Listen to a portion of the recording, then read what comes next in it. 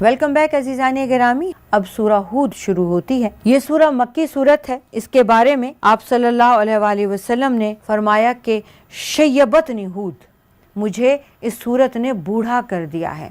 ایک اور جگہ آپ صلی اللہ علیہ وآلہ وسلم نے فرمایا کہ قرآن مجید کی کچھ صورتیں ایسی ہیں جنہوں نے مجھے بوڑھا کر دیا ہے. اس میں سورہ ہود، سورہ واقعہ، سورہ مرسلات اور سورہ تکویر ہے، اور ایک جگہ سورہ نبا بھی اس میں شامل ہے. آپ صلی اللہ علیہ وآلہ وسلم نے فرمایا کہ یہ وہ صورتیں ہیں، ان میں جو احکامات ہیں، ان میں جو عذاب کا ذکر ہے، میں نے جب یہ وحی مجھ پر نازل ہوئی تو مجھ پہ غم کی وجہ سے بڑھاپا آ گیا، میں بوڑھا ہو گیا ان صورتوں کے بعد. بسم اللہ الرحمن الرحیم. الف لام را کتاب احکمت آیاتہ. یہ قرآن مجید یہ وہ کتاب ہے جس کی آیتیں محکم کی گئی ہیں. ثم پھر فصلت من لدن حکیم خبیر، پھر انہیں تفصیل سے بیان کیا گیا ہے بڑی حکمت والے، بہت خبر رکھنے والے رب کی طرف سے. اللہ کہ نہیں، تعبدو تم عبادت کرنا، الا اللہ سوائے اللہ کے اور کسی کی بھی. اننی بے شک میں، لکم تمہارے لیے، منہ اس رب کی طرف سے، نذیر ڈرانے والا ہوں، و بشیر اور خوشخبری دینے والا ہوں. وَأَنِ اسْتَغْفِرُوا اور یہ کہا گیا کہ تم استغفار کرو، ربکم اپنے رب سے، ثم پھر، توبو تم اس کی طرف لوٹ آؤ، پلٹ آؤ، توبہ کرو، الیہ اس کی طرف. یمتعکم وہ تمہیں نوازے گا، وہ تمہیں اچھا فائدہ دے گا، متاعا حسنا زندگی گزارنے کے بہت اچھے دولت کے ساتھ، سامان کے ساتھ، الی اجل مسمی ایک وقت مقررہ تک، ویؤتی اور دے گا کل ہر ایک، ذی فضل صاحب فضل کو، فضلہ ہو اپنا فضل. وَإِن تولوا اور پھر اگر وہ پھر جاتے ہیں، بدل جاتے ہیں یا منہ موڑ لیتے ہیں، فإنی تو بے شک میں، اخاف مجھے خوف ہے، مجھے ڈر ہے، علیکم تمہارے بارے میں، عذاب سے، یوم کبیر اس بہت بڑے دن کے عذاب سے مجھے ڈر لگتا ہے کہ تم اس میں مبتلا ہو جاؤ گے. الی اللہ مرجعکم اللہ ہی کی طرف تمہارا لوٹنا لکھا گیا ہے. وَهُوَ عَلَى كُلِّ شَيْءٍ قدیر اور وہ ہر چیز پر قدرت رکھتا ہے. اللہ یاد رکھو، انہم بے شک، یثنون صدورہم یہ اپنے سینے دوہرے کرتے ہیں، لیستخفوا منہ کہ یہ اللہ سے چھپ جائیں گے. اللہ یاد رکھو، حین یستغشون ثیابہم جب وہ اپنے کپڑے اوڑھتے ہیں، تب بھی، یعلم وہ جانتا ہے، ما یسرون کیا چھپا رہے ہیں، وما یعلنون اور کیا ظاہر کر رہے ہیں. انہ علیم یہ اللہ تعالیٰ تو علم رکھتا ہے، جانتا ہے، بذات الصدور چھاتیوں کے، دلوں کے رازوں کو بھی، بھیدوں کو بھی. عزیزان گرامی، یہ بہت قیمتی اور بہت خاص آیات ہیں سورہ ہود کی. یہ جان لیجئے کہ جس صورت نے ہمارے پیارے نبی حضرت محمد صلی اللہ علیہ وآلہ وسلم کو بوڑھا کر دیا ہو، تو اس کا مطلب یہ ہے کہ اس پر ہمیں کم از کم غور تو کرنا ہے، تدبر تو کرنا ہے.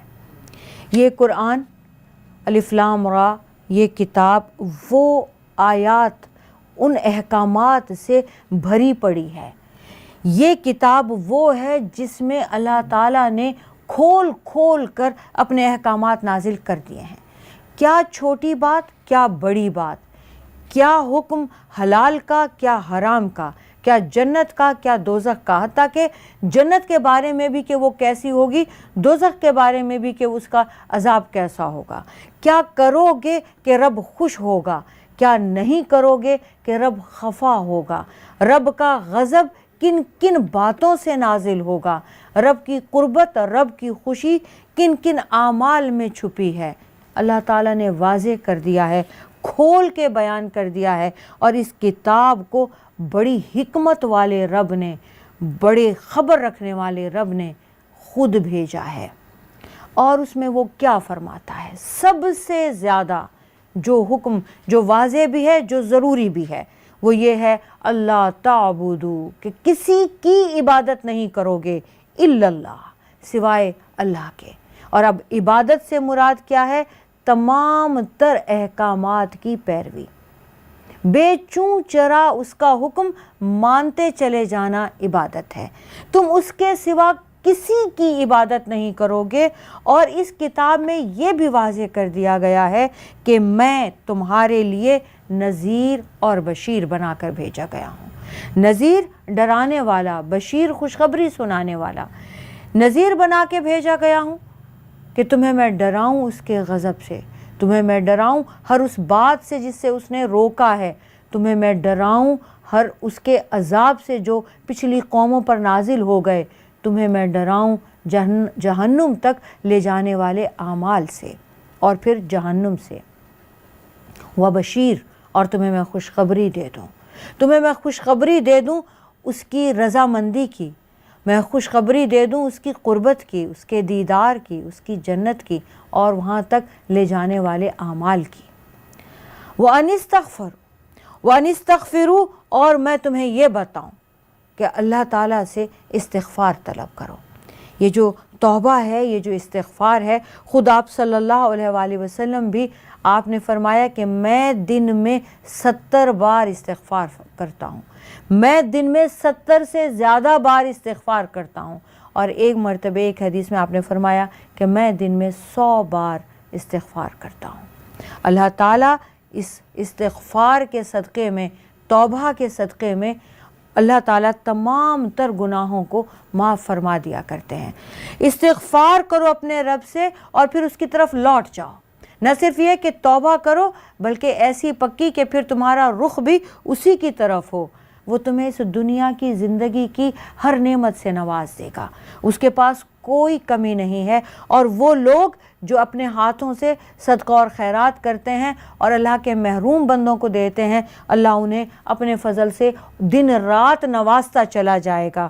اور پھر بھی اگر یہ منہ پھیر لیں، یہ ساری باتیں سننے کے بعد بھی اے نبی اکرم صلی اللہ علیہ وآلہ وسلم اگر یہ منہ پھیرتے ہیں تو انہیں کہہ دو کہ مجھے تمہارے لیے اس بڑے دن کے عذاب سے اللہ سے ڈر لگتا ہے، کیونکہ اس کی طرف لوٹ کر جانا تو ہے ہی، اور وہ ہر چیز پر قدرت رکھتا ہے، چاہے تو تمہیں عذاب میں ڈال دے، چاہے تو تمہیں معاف کر دے۔